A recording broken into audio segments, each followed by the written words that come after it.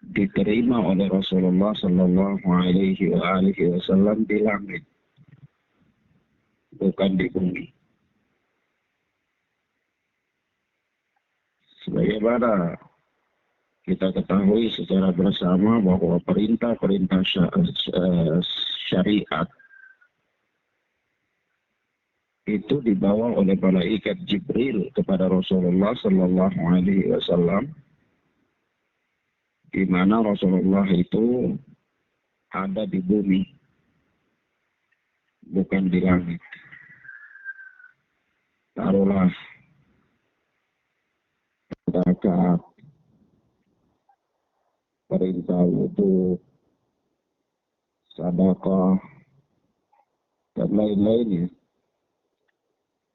Tetapi perintah sholat itu Jibril tidak kepada Rasulullah Sallallahu Alaihi Wasallam ketika Rasulullah di bumi, tetapi Jibril mengantar Rasulullah Sallallahu Alaihi Wasallam ke langit. Nah, peristiwa besar inilah yang kita kenal dengan nama peristiwa Mi'raj.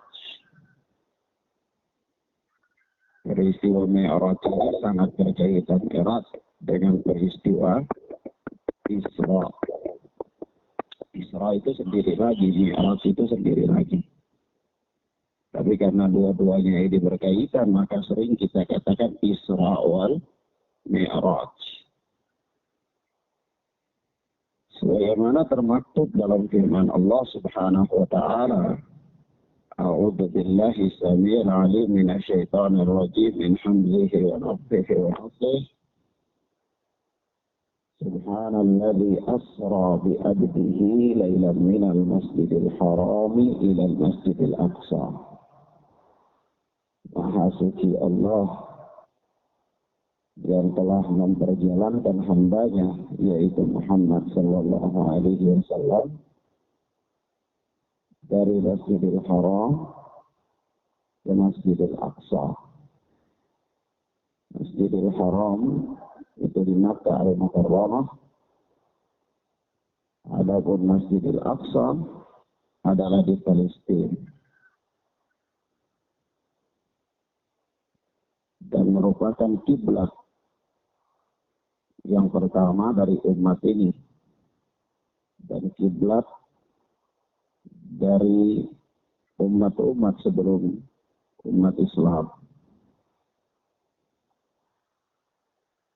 Kemudian Allah Subhanahu wa taala memi'rajkan Rasulullah ke langit untuk menerima perintah salat. Maka ini menunjukkan kepada kita betapa agungnya perkara salat.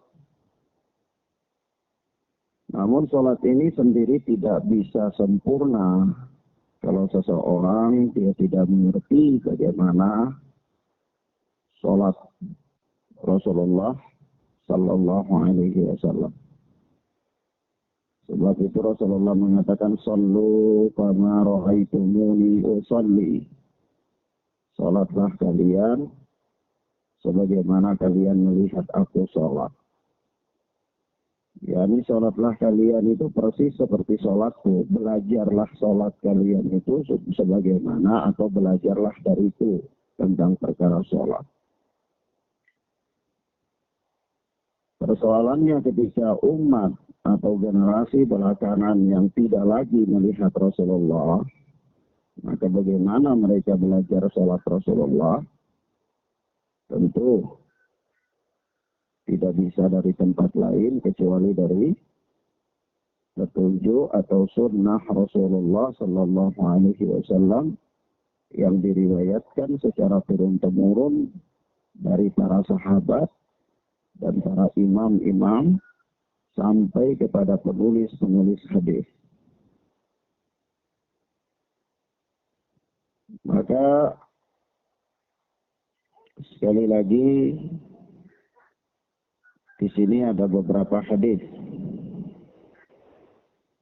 Yang pertama telah datang dalam sebuah riwayat dari sahabat yang mulia Anas bin Malik radhiyallahu taala anhu.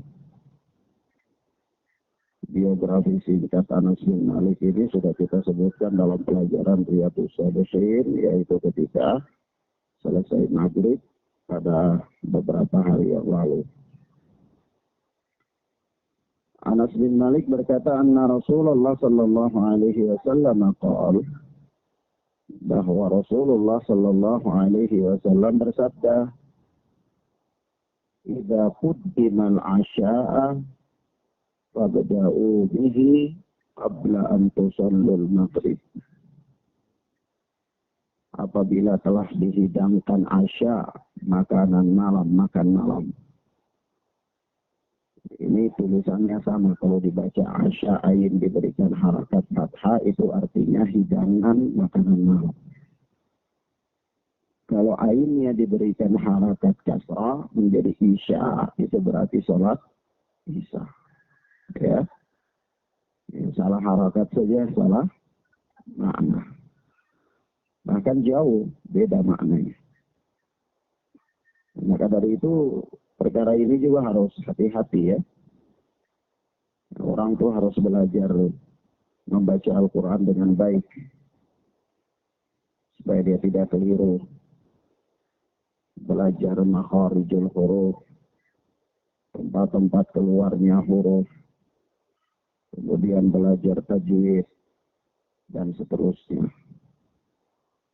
Karena memang kesalahan sedikit dalam membaca Al-Quran itu ada yang memang sampai pada tingkatan yang parah.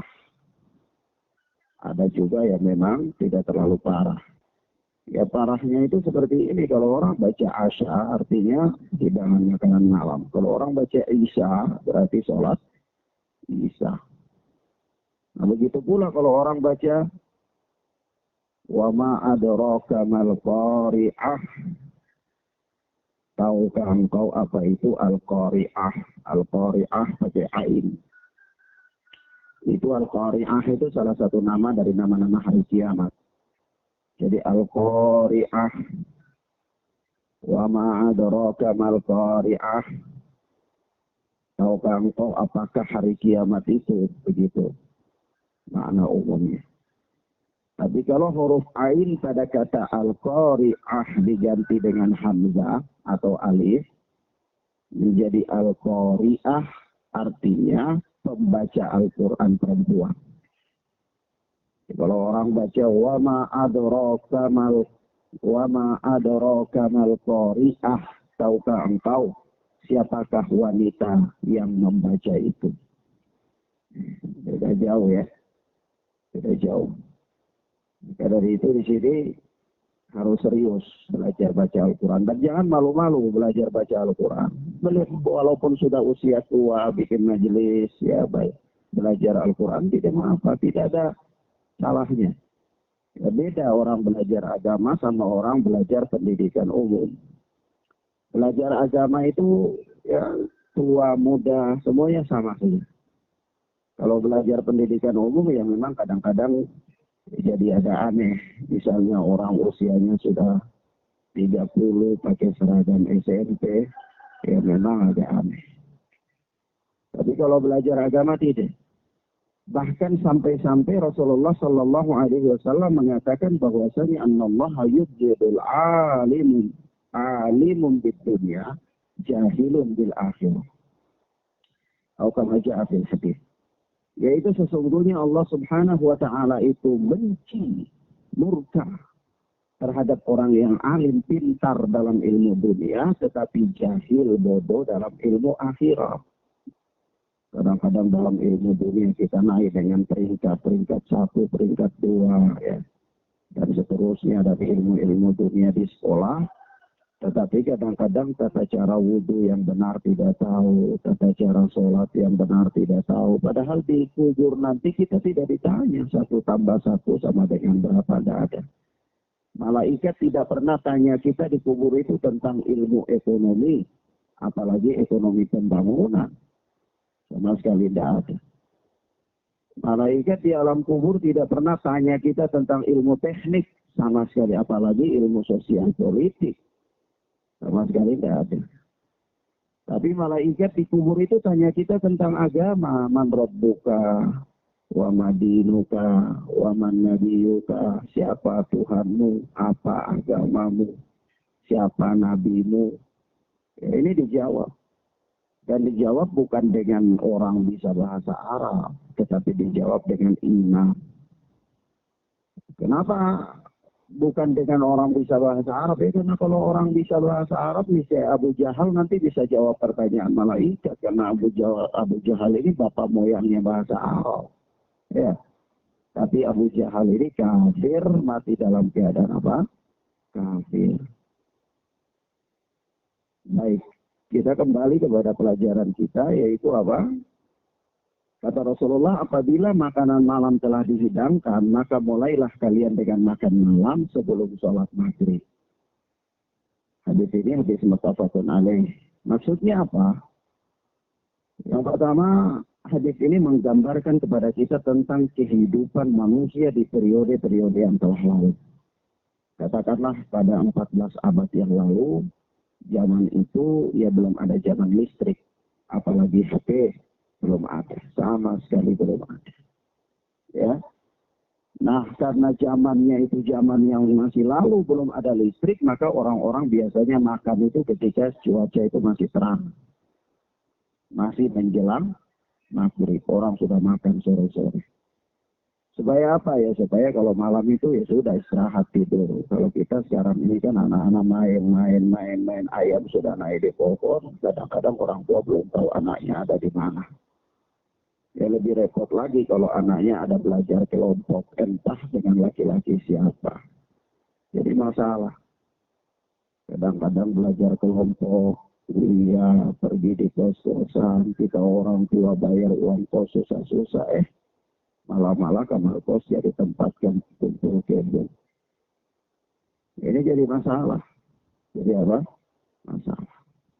Maka di sini apa? Kehidupan pada periode yang lalu di mana belum ada penerang listrik itu orang-orang makan itu awal. Makan itu sebelum cuaca benar-benar gelap, yaitu sebelum maghrib. Nah biasanya ya kalau orang taruh makan di jam segitu tiba-tiba adzan waktu maghrib, ya ini jadi masalah. Maka petunjuk Nabi Shallallahu Alaihi Wasallam adalah kalau sudah dihidangkan makan malam, lalu dikumandangkan adzan untuk melakukan sholat. Di sini khususnya sholat maghrib, maka jangan sholat maghrib, makan dulu. Nah ini bukan khusus kepada sholat maghrib saja. Jadi ada kaidah yang mengatakan bahwa hukum ini bukan dilihat daripada kekhususan sebab, tetapi dilihat secara umum, bukan berdasarkan konteks, tetapi kandungan hukumnya adalah kalau makanan itu telah dihidangkan, lebih-lebih lagi bagi orang yang hendak makan, lalu dikumandangkan adzan, maka pertanyaannya, apa yang harus didahulukan? Apakah sholat atau makan? Maka jawabannya adalah makan. Kenapa? Karena perkara ini orang makan, orang sholat sambil tahan lapar itu makruh. Sholat sambil makanan telah dihidangkan juga makruh. Bayangkan, kalau pas yang kita hidangkan itu misalnya ayam goreng, lalapan, atau sate, itu Allahu Akbar. Oh tadi dan makan ya, luas tinggal orang jadi masalah. Jadi pikiran kita itu tidak fokus pada sholat, ya tidak khusyuk pada sholat. Ya, maka begitu juga ibu-ibu. Kalau mau dikumandangkan adzan, sudah dikumandangkan adzan untuk mau sholat, misalnya pas ikan itu sudah dilepaskan di dalam wajan, jangan sholat. Jangan dulu sholat. Bisa ditunda. Ikan ini harus digoreng sampai selesai baru sholat. Jangan sampai begitu pas mau digoreng sholat dulu sudah adzan kan. Apalagi kalau dia baru baca hadis ya. Sholat yang paling utama itu sholat di awal waktu ya. Sholat di awal waktu itu pahalanya besar. Jadi begitu adzan, ada ikan yang dia suruh berpotong-potong, dia mau kasih masuk di dalam kuali, ternyata sudah adzan, dia ingat-ingat, oh sholat di awal waktu itu pahalanya besar, dia kasih tinggal ikan. Tapi begitu dia takbir, Allahu Akbar, ya tadi itu lupa tutup ikan gitu, kucing dia sudah makan apa. Ya, jadi apa pikirannya terbagi. Konsentrasinya tidak fokus. Maka dari itu seseorang yang sholat itu hendaklah dia tinggalkan perkara-perkara yang bisa mengganggu pikirannya, kefokusannya dari sholat. Maka kalau ada perkara-perkara yang bisa mengganggu kefokusannya dari sholat, lalu dia sholat dan dia tidak selesaikan perkara itu, hukumnya makruh. Ya, baik. Kemudian yang berikut, kata Nabi Shallallahu Alaihi Wasallam dari Aisyah radhiyallahu taala anha, dia berkata, sa'altu Rasulullah Shallallahu Alaihi Wasallam anil tifati fi shalah. Kata Aisyah, aku pernah bertanya kepada Nabi Shallallahu Alaihi Wasallam tentang menoleh dalam sholat. Menoleh dalam sholat, ya. Kadang-kadang kita ini mungkin di sini kita tidak lihat, ya. Tapi kalau kita sering safar, sering berjalan, sering mampir di masjid-masjid sholat, apakah di Masohi, apakah di Ambon, atau di tempat-tempat lain, ya. Itu kadang-kadang kita lihat orang kalau sudah sholat itu dia masih noleh-noleh. Lihat-lihat kiri kanan. Ada orang yang kayak gitu, ya. Atau juga kadang ada orang yang sholatnya itu selalu terpengaruh. Kadang dia sholat, ada orang lewat, dia mau lihat dulu siapa ini. Jangankan orang lewat, kadang-kadang dia sudah takbir begitu, ada orang masuk di samping dia kalau coba, karena ada orang kayak gitu. Nah, bagaimana hukum menoleh dalam sholat ini? Bagaimana hukum menoleh dalam sholat? Maka Aisyah radhiyallahu taala anha pernah mengatakan, aku pernah bertanya kepada Nabi Shallallahu Alaihi Wasallam tentang menoleh dalam sholat. Faqal, maka Nabi menjawab. Apa jawaban Nabi? Huwa ikhtilasun yahtalisuhu syaitan min sholatil abdi. Itu adalah pencurian yang setan curi dari sholat seorang hamba. Jadi orang dia sholat, kalau dia toleh, ya itu berarti sholatnya dicuri oleh setan. Maksudnya apa? Maksudnya kefokusan orang ini terganggu. Nah, kata Rasulullah Sallallahu Alaihi Wasallam dalam hadis yang lain, iyyaka wal tifata fi shalah fa innaha halakatun wa in kana la budda fa fi tatawwu. Hati-hatilah, waspadalah kalian dari suka menoleh dalam sholat. Karena sesungguhnya itu adalah sebuah kebinasaan. Namun kalau sekiranya sangat kalian harus menoleh, maka dalam sholat sunnah. Misalnya tiba-tiba ada suatu keperluan apa, ya. Atau gerakan refleks misalnya. Ada orang yang kayak gitu.